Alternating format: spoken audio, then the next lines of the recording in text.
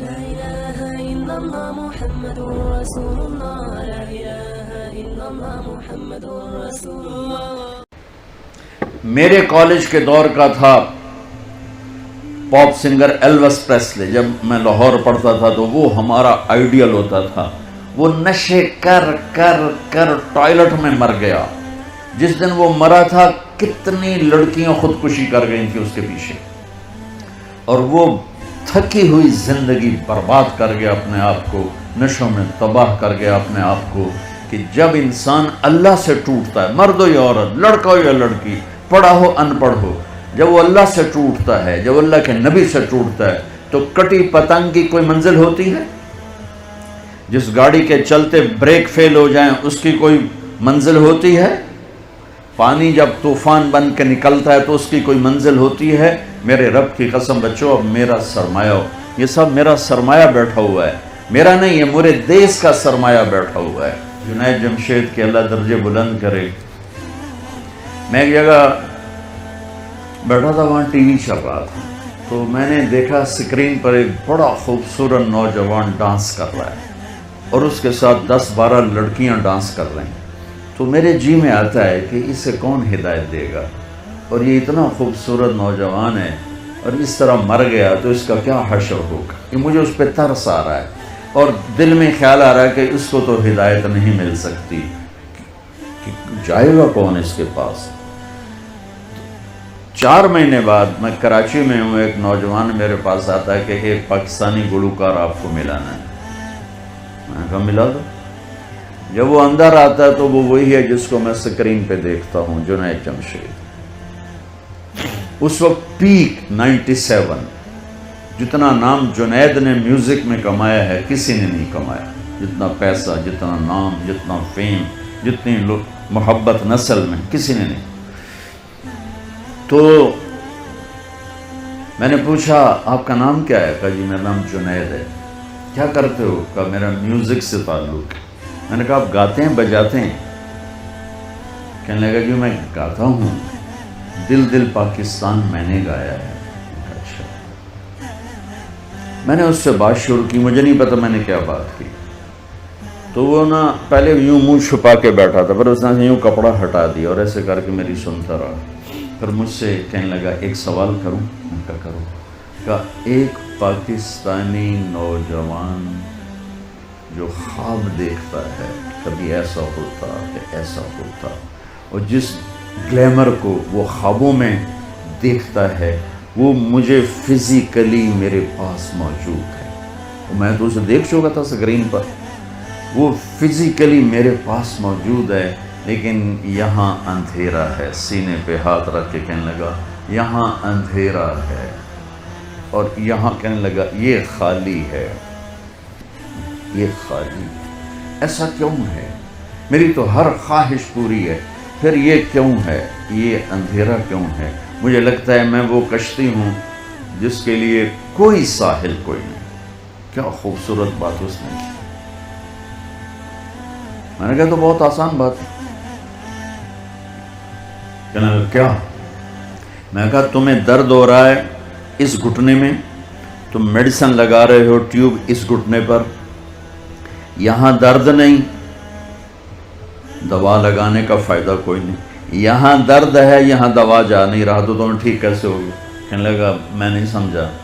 میں نے کہا یہ جو خلا ہے تیرے جسم میں نہیں, تیری روح میں ہے. روح کو لڑکی کا نہیں پتا, روح کو میوزک کا نہیں پتا, روح کو شراب کا نہیں پتا, نشے کا نہیں پتا. اسے صرف 2 کا پتہ ہے, ایک اللہ جس نے اسے بنایا, اور ایک اللہ کا نبی جس نے اسے اس کا صحیح طریقہ سمجھایا. ان 2 کے علاوہ کوئی غذا روح کی نہیں. مگر تم میں بھوک لگی ہو گا سکتے ہو؟ کہ نہیں. پیاس لگی ہو گا سکتے ہو؟ نہیں. نیند چڑھی ہوئی ہو گا سکتے ہو؟ نہیں. کیونکہ جسم کی ڈیمانڈ تم پوری نہیں کر رہے ہو تو تم گا نہیں سکتے ہو. ایسے ہی روح میں ایک فریاد اٹھتی ہے جب اسے آپ اللہ کا تعلق نہیں دیتے, جب آپ نماز نہیں پڑھتے, جب آپ سچ نہیں بولتے, جب آپ حرام سے نہیں بچتے, جب آپ جھوٹ سے نہیں بچتے, جب آپ نافرمانی سے نہیں بچتے, جب آپ نشوں سے نہیں بچتے ہو, تو پھر اس کے اندر ایک فریاد پیدا ہوتی ہے، ایک پکار پیدا ہوتی ہے.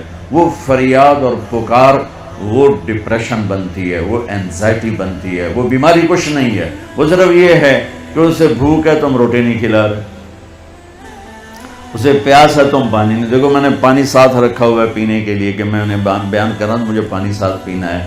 تو ایسے ہی روح میں ایک پکار اٹھتے، مجھے اللہ چاہیے، مجھے کچھ نہیں چاہیے.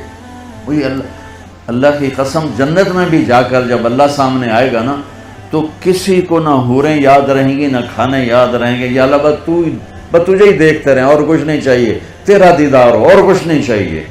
یہ ایسی چیز. ہم عصر کے قریب ہیں، آپ کی ابھی ظہر بھی نہیں ہوئی ہے. جو کائنات ہے، جو قانون ہے، تو میں چاہتا ہوں کہ میری یہ نسل جنہیں میں دیکھ رہا ہوں یہ اپنے اللہ کو پہچان لیں، یہ اپنے نبی کو پہچان لیں کہ ایک علم وہ ہے کہ مجھے پیدا کس نے کیا، ایک علم وہ ہے کہ وہ ہے کون، ایک علم وہ ہے کہ وہ مجھ سے چاہتا کیا ہے، ایک علم وہ ہے کہ یہ زندگی کا کارواں کیا ہے، یہ موت کیا ہے. یہ مقصد زندگی کا علم ہے. یہ نہ سیکھا تو سب کچھ گیا. تمہارے جیسے بچے گئے کشتی کی سیر کو، ملا دیہاتی ایک نے کہا چاچا تینوں فزکس آندی ہو سکے پتر نہ ہی آج سنیا کہ تیری ادھی زندگی برباد ہو گئی. دوسرے نے پوچھا چاچا تینوں کیمسٹری آندی ہے کہ پتر میں تو نہ ہی آج سنیا کہ چاچا تیری ادھی زندگی برباد ہو. تیسرے نے پوچھا چاچا زالوجی آندی ہے کہ نہیں پتر پتہ نہیں کی بلا ہے کہ چاچا تیری ادھی زندگی برباد ہو گئی. دریا میں طوفانی موج آ گئی، کشتی ڈولنے لگی. چاچا بولے پتر وہ تیرنا آمدہ ہے.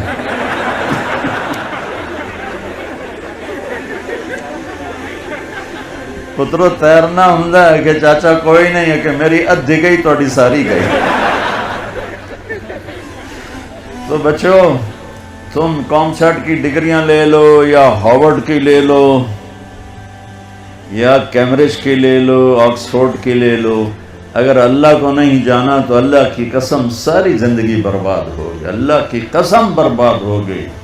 کبھی وہ شخص نہ دنیا کا سکون دیکھ سکتا ہے اور آخرت کا تو کیسے دیکھے گا جس نے اللہ کو نہ پہچانا. اس لیے ہمارے اندر ایک علم موجود ہے، قرآن، جس علم کو چیلنج نہیں کیا جا سکا. آج تک میرے رب کا قرآن چیلنج کر رہا ہے، فاتو بصورت من مثلہ، لاؤ اس جیسی ایک سطر لکھ دو، ایک صورت لکھ دو، ایک لفظ دیکھ دو.